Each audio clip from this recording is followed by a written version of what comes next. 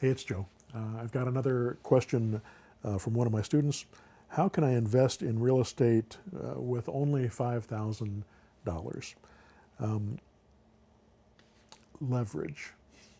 Now, the question is, how are you going to get that leverage? How are you going to make that work? So if you can use $5,000, what are you going to leverage it with if you're going to invest that money? First of all, you can invest and buy properties without any money. You can do it with zero money, with no credit. And you can leverage your brain. You can leverage your skill and your ability to go out and talk to sellers and put deals together. If you can do that, then you don't need any money at all to invest.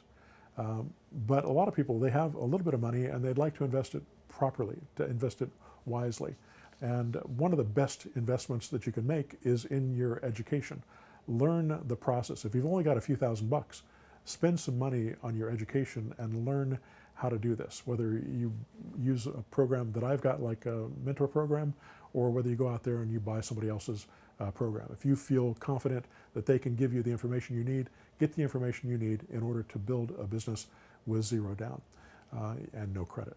So education is one of your first leverage points. Financing is another leverage point.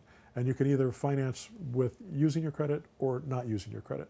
Risk versus less risk. If you do it without using your credit and use the techniques that I teach, using the zero down structure hierarchy that I teach, you can get in there and you can buy properties, you can control the properties, you can flip them, you can hold them for the long term, and you can keep making money over and over again, and you can leverage that money into more money and to more money and to more money, and you can start systematizing that process. So the thing that you're doing after you're leveraging your education, you're leveraging your financing, and then you're leveraging systems. This is where you have other people and automation do that work for you. You can use systems like pushbuttonautomarketer.com. That's a program that we designed to systematize our real estate business, my real estate business, and I sell that to other investors as well. It also allows me to outsource the work that I can't automate.